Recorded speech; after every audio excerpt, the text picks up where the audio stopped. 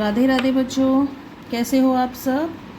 I hope you all are waiting for my new video. और जैसे कि हम लोग अपने लास्ट वीडियोस में ICSE साहित्य सागर गद्य भाग से बात अठन्नी की सीरीज़ कंप्लीट कर चुके हैं।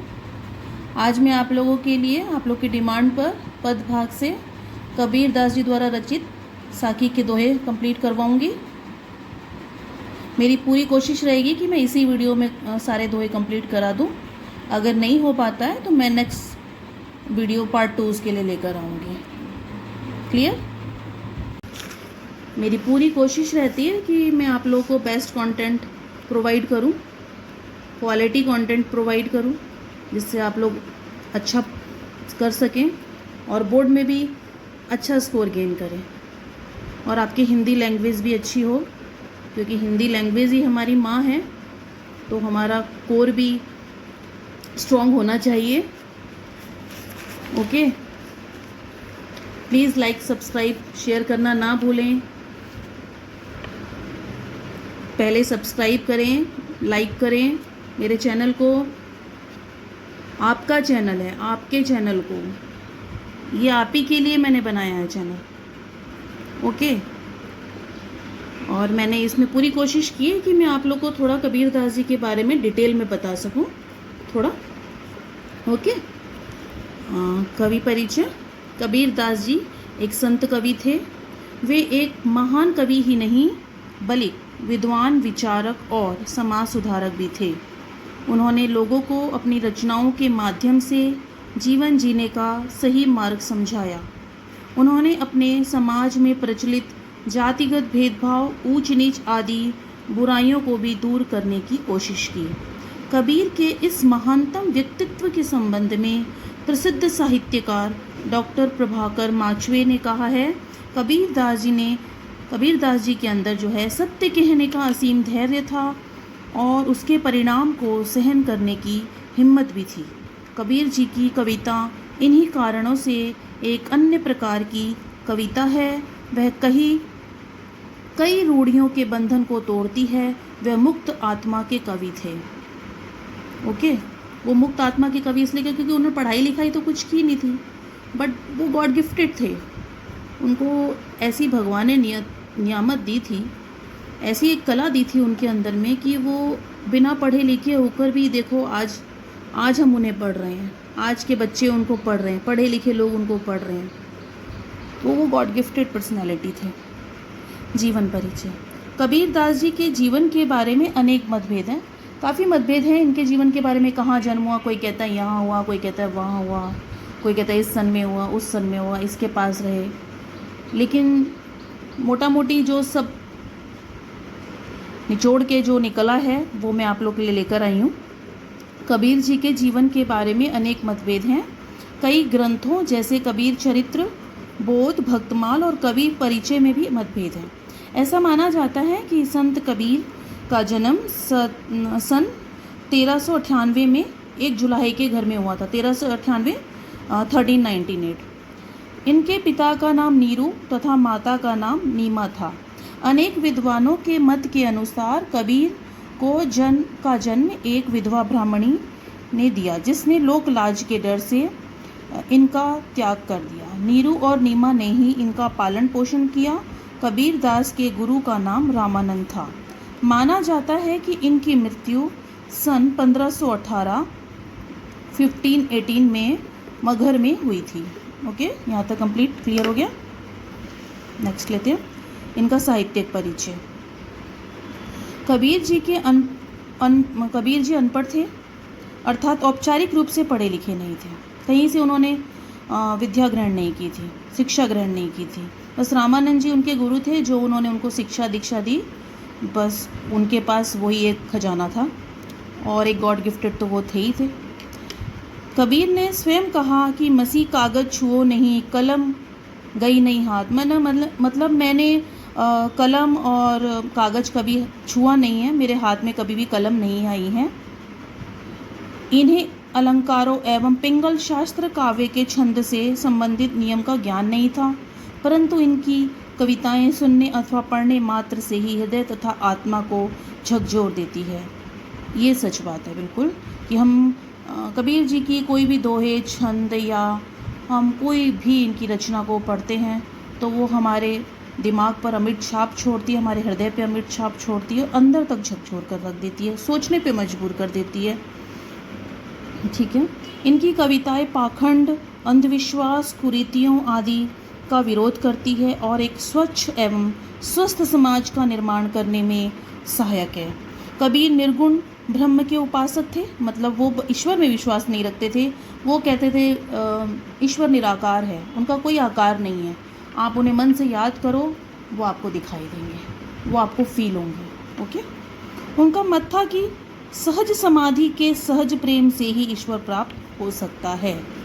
आपको सिर्फ अपने भाव से उनको याद करना है। ये यूनिवर्स आपको हर जगह उपलब्ध है, ये भगवान आपको हर जगह उपलब्ध है, हर वक्त आपके लिए उपलब्ध है। आपको सिर्फ मन से और दिल से इनको याद करने की ही सिर्फ देरी होती है। कबीर कृतियाँ कबीर जी की कही गई वाणी बीजक नामक पुस्तक में संग्रहित है, जिसको 3 भागों में विभाजित किया गया है। साखी, इसमें दोहा तथा छंद है जो हम अभी पढ़ेंगे। सबद, इसमें कबीर का गय पद संग्रहित है। रमेनी, इस रचना में चौपाई छंद है। कबीर ग्रंथावली नाम से इनकी संपादित रचनाओं का संकलन मिलता है। हो गया क्लियर यहाँ तक?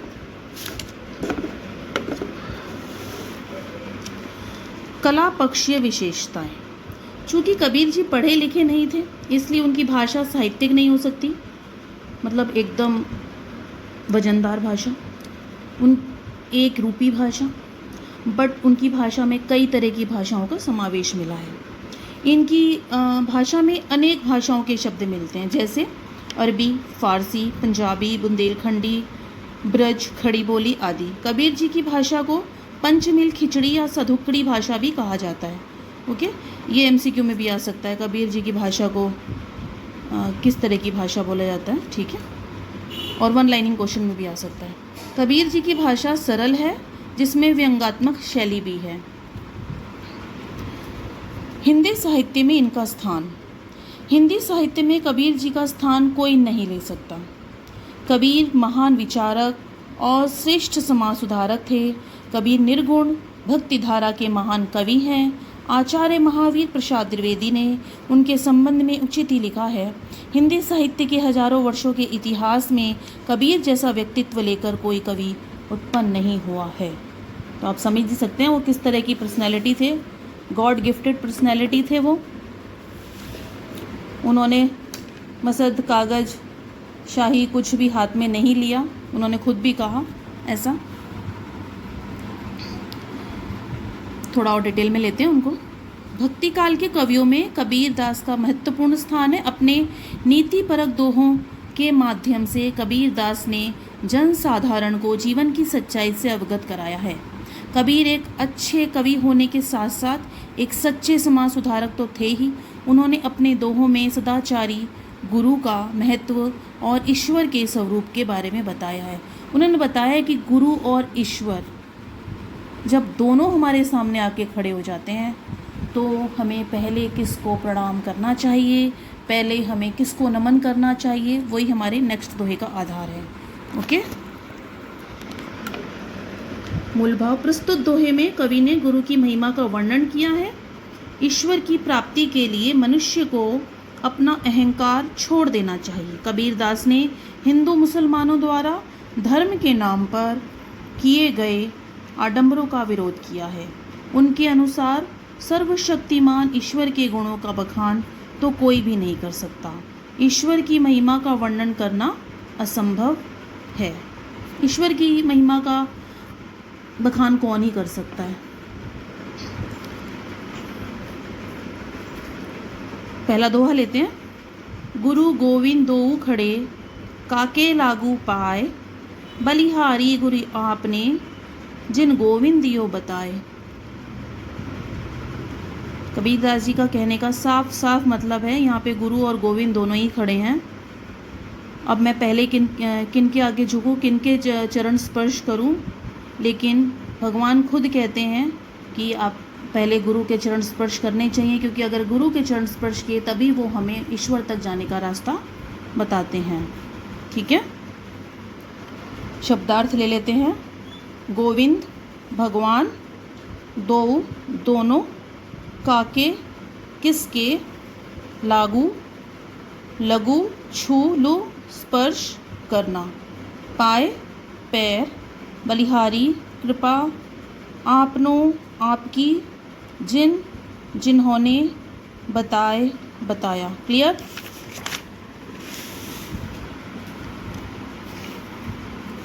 अब डिटेल में भावार्थ ले लेते हैं। कबीर दास जी कहते हैं कि मेरे समक्ष गुरु और भगवान दोनों खड़े हैं, परंतु मुझे यह बिल्कुल भी समझ नहीं आ रहा कि मैं पहले किसके पैरों का स्पर्श करूं, अर्थात पहले किसको नमन करूं। फिर वे स्वयं कहते हैं कि मैं तो सबसे पहले अपने गुरु के पैरों को ही स्पर्श करूंगा, क्योंकि गुरु ही मेरा मार्गदर्शक है, उसने ही मुझे ईश्वर प्राप्ति का मार्ग बताया है। तात्पर्य यह है कि गुरु ही एकमात्र ऐसा साधन है जो हमें हर प्रकार का ज्ञान देता है। और दूसरा तात्पर्य यह है कि गुरु ही वो हमारी गाड़ी का ड्राइवर है जो हमें मंजिल तक लेकर जाता है। ड्राइवर के बिना हम किसी भी मंजिल तक नहीं पहुंच सकते। तो इसीलिए अगर हमारे जीवन में गुरु नहीं है तो हमारे जीवन में प्रकाश नहीं है, और जब तक हमारे जीवन में प्रकाश नहीं है तो हम अपने रास्ते में आगे नहीं बढ़ सकते। हमें ईश्वर के विषय में भी गुरु ने ही बताया है, अतः पहले गुरु के चरण कमलों का स्पर्श उचित है। कबीर दास जी ने गुरु का भगवान से भी ऊपर दर्जा दिया है। कबीर दास ने अन्यत्र भी कहा है, कबीर ते नर अंध है गुरु को कहते और, हरि रूठे गुरु ठोर है गुरु रूठे नहीं ठोर। वो तो साफ कह रहे हैं अगर भगवान रूठ गए तो रास्ता मिल जाएगा, लेकिन गुरु अगर रूठ गया तो भगवान का रास्ता भी नहीं मिलेगा। ओके, अर्थात गुरु के रूठने पर कहीं भी शरण नहीं मिलती है। क्लियर हो गया? हमारा पहला दोहा आज क्लियर हो गया। ठीक है, नेक्स्ट लेते हैं। जब मैं था तब हरि नहीं, अब हरि है तो मैं नहीं। प्रेम गली अति सांकरी, तामे दो न समाई। यहाँ कबीरदास जी साफ साफ कहना चाह रहे हैं कि जहाँ पर मैं, यहाँ पे पहले मैं का अर्थ है अहंकार। ओके, वो कह रहे हैं जहाँ पर अहंकार है वहाँ भगवान नहीं है, और जहाँ भगवान है वहाँ अहंकार नहीं है। वो कहते हैं प्यार की गली, ये आध्यात्मिक गली, ये ईश्वर की गली, ये भक्ति की गली, ये इतनी छोटी है कि इसमें अहंकार और भगवान दोनों नहीं समा सकते। ठीक है, क्लियर?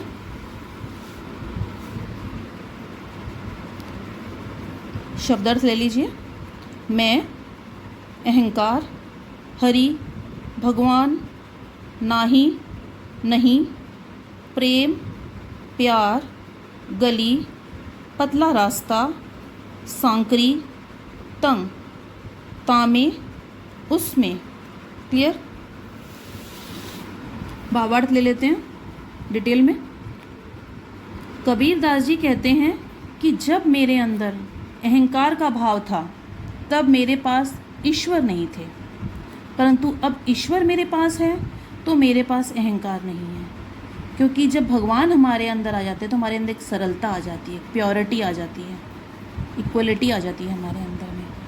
हमारे अंदर से सारे ही ऐसे तत्व जो हमें नेगेटिविटी की ओर लेके जाते हैं वो सब खत्म हो जाते हैं। तो कबीरदास जी भी वही कह रहे हैं कि कबीरदास जी कहते हैं कि प्रेम की गली अर्थात रास्ता बहुत तंग है, भक्ति का रास्ता बहुत तंग है, उसमें दोनों अर्थात अहंकार और ईश्वर एक साथ नहीं समा सकते। तात्पर्य है कि जब तक हमारे अंदर अहंकार का भाव होगा तब तक हमें ईश्वर की प्राप्ति नहीं हो सकती, क्योंकि अहंकार का भाव होने पर हमारा विवेक और हमारी बुद्धि सब नष्ट हो जाते हैं और हम अपने सामने किसी को कुछ नहीं समझते। हमें ईश्वर की प्राप्ति तभी होती है जब हमारे अंदर से अहंकार रूपी दानव निकल जाता है। वस्तुतः यहाँ कवि ने मनुष्य को अहंकार का त्याग करने की शिक्षा दी है। क्लियर? आज हमने कबीरदास जी की साखी से 2 दोहे क्लियर कर लिए हैं। नेक्स्ट 3 दोहे मैं अपने नेक्स्ट वीडियो में लेकर आऊँगी। Okay, like